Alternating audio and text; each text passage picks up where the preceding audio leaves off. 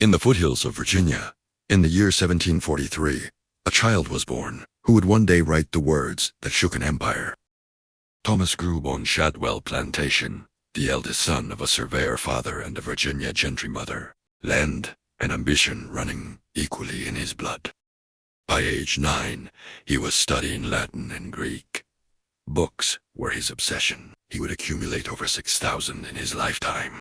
His father, Peter Jefferson, taught him to ride, survey, and read the land. But Peter died when Thomas was just 14, leaving him both in a state and a void. Grief made him retreat further into books and further into himself, a pattern that would define him all his life. At 16, he enrolled at the College of William and Mary in Williamsburg, Virginia's capital and its most sophisticated city.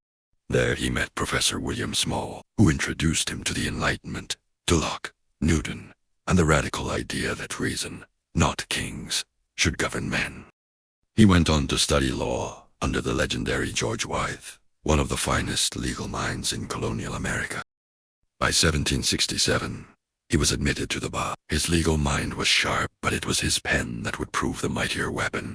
At 25, he began building his dream home atop a mountain he called Monticello, Italian for Little Mountain. It would take 40 years to finish.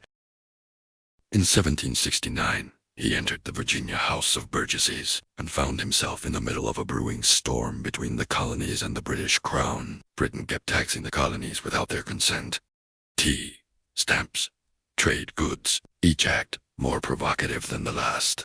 Jefferson's response was to ban his 1774 pamphlet, a summary view of the rights of British America, demanded the colonies be treated as equals, not subjects. In 1775, the Second Continental Congress convened in Philadelphia. Independence was no longer a whisper. It was being spoken aloud. Congress needed someone to draft a declaration. They chose the 33-year-old Jefferson, who was already known as the finest writer among them. The result, the Declaration of Independence, would become the most consequential document in American history. Congress made edits. 86 changes in all. One deletion haunted him for the rest of his life, a passage condemning slavery. On July 4, 1776, the Declaration was adopted. 13 colonies declared themselves a free and independent nation. Church bells rang across Philadelphia. Crowds gathered in the streets. A new republic had been born, and Jefferson had given it its voice. But Jefferson left Congress soon after. His wife Martha was gravely ill, and for him, no cause outweighed the woman he loved. Martha died in September 1782, after 10 years of marriage. Jefferson was shattered. Friends feared he might not survive the grief. He wrote alone for hours, day after day. It was grief that finally pushed him back into public life. He needed purpose to go on. Congress appointed him Minister to France in 1784. Paris was the intellectual capital of the world, and Jefferson arrived hungry to absorb it. He befriended artists, architects, and philosophers. He tasted wine, studied cathedrals, and sent seeds, gadgets, and ideas back home to Virginia. He was still in Paris when the French Revolution erupted in 1789, watching as the ideals he had written into the Declaration began to spread across the ocean.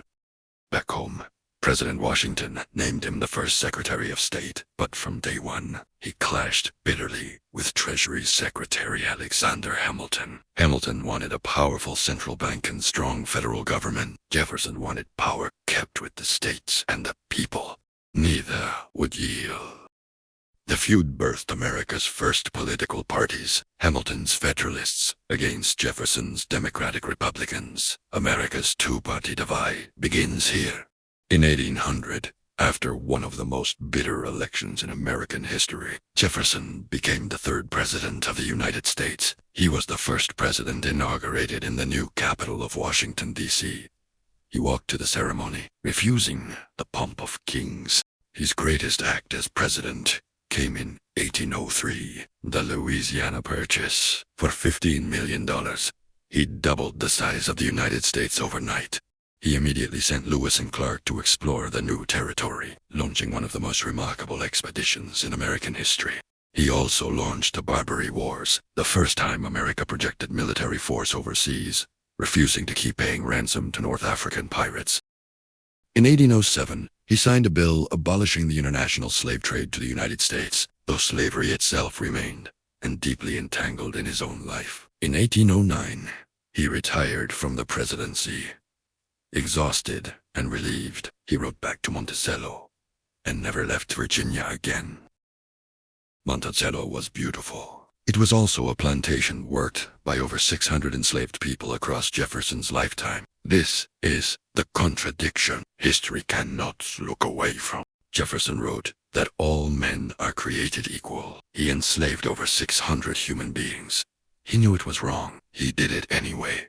His relationship with Sally Hemings, an enslaved woman, and his late wife's half produced children.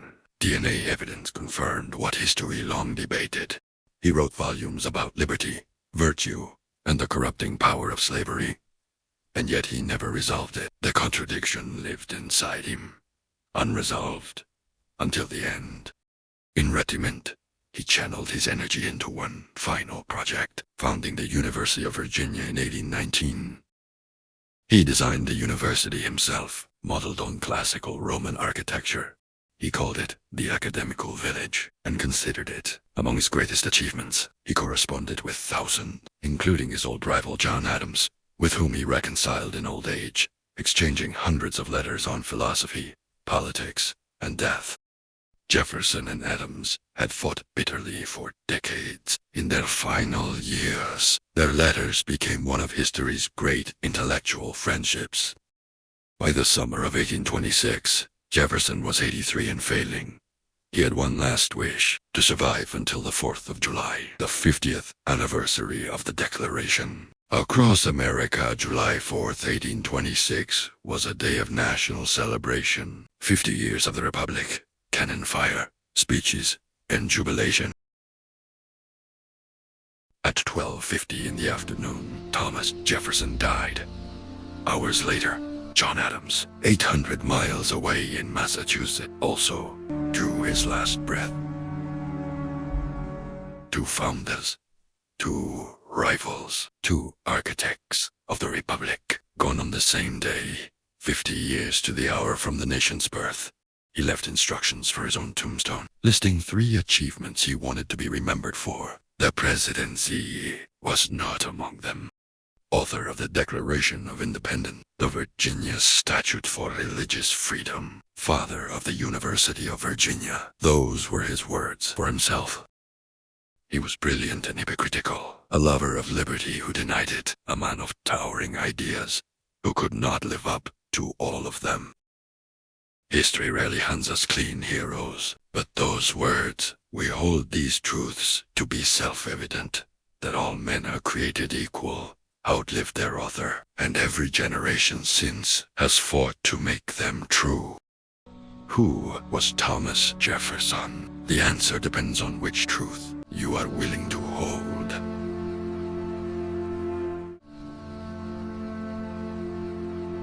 Happy 4th of July, folks. Go back and hit that subscribe button. If this was a good watch, I'm pretty sure you don't want to miss the next story.